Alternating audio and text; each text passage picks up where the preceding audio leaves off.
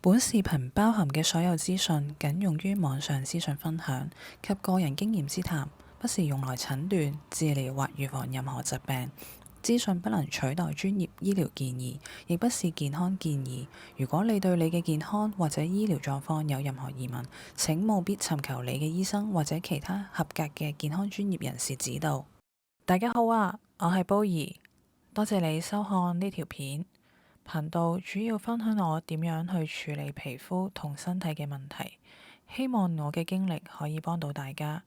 如果你哋都經歷緊同我一樣嘅狀況，我試過嘅方法可能對你會有啲啟發。喺呢段片所出現嘅照片都係我嘅真實記錄，可能會引起大家不安，請有心理準備。我從2008年開始有濕疹，當時20幾歲。最嚴重嘅時候喺2014年，整年冇一晚可以瞓到天光，每晚都行醒幾次。2020年濕疹總算康復。喺2022年嘅時候，我發現我嘅面頰好容易就泛紅，以為係濕疹令我變成咗敏感肌膚。去到2023年嘅夏天，喺一次戶外活動當中，我發覺自己同其他人比較，面紅嘅情況相當嚴重。於是我開始留意究竟發生咩事。9月去到台灣，本來想好好化個妝，但係因為皮膚乾同埋敏感，所以化起上嚟都好唔貼服，同埋好容易卡粉。10月嘅時候，我終於揾到一個美容顧問幫手，開始試下新嘅護膚品，希望可以改善下我嘅皮膚狀況。12月再加上中醫雙管齊下，因為我出咗一片好頑強嘅濕疹，令到我繼續相信自己面部泛紅係因為濕疹影響。期間護膚品再加埋中醫，令到我面頰泛紅嘅情況有些少嘅改善。去到2024年嘅4月，中醫醫好咗我嘅濕疹，但係中醫同護膚品對減少面部泛紅嘅效果唔係好明顯，而且我塊面成日都好似油油地嘅，我最後都放棄咗。2024年5月，我轉用咗一隻喺萬寧有售嘅濕疹敏感專用嘅護膚品，起初係有些少改善㗎，因為揾唔到更好嘅護膚品，所以我一直用到2025年嘅5月。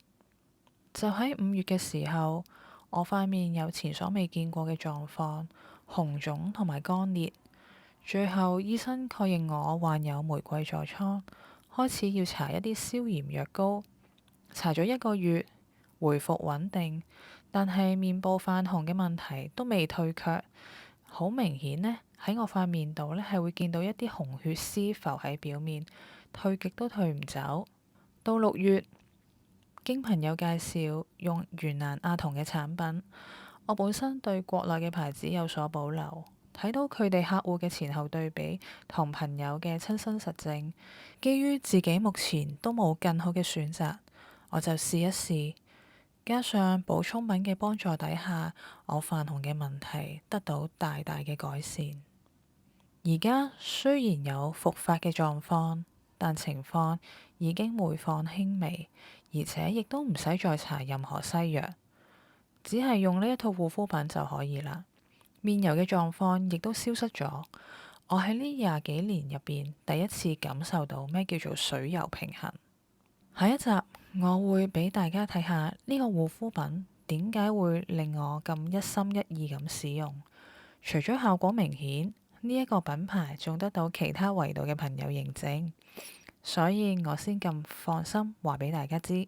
皮膚嘅問題一向都係中西醫嘅難題，但只要肯嘗試，總會揾到適合自己嘅方法。大家唔使灰心，要相信宇宙，俾得呢個難題你就會有解藥。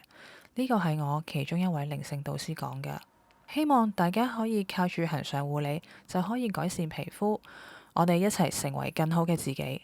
如果有任何查詢，歡迎 PM 我，聯絡方法已經喺資訊欄。如果想收到我嘅新片通知，請訂閱。多謝你嘅點讚分享，唔好走住，留意後續彩蛋。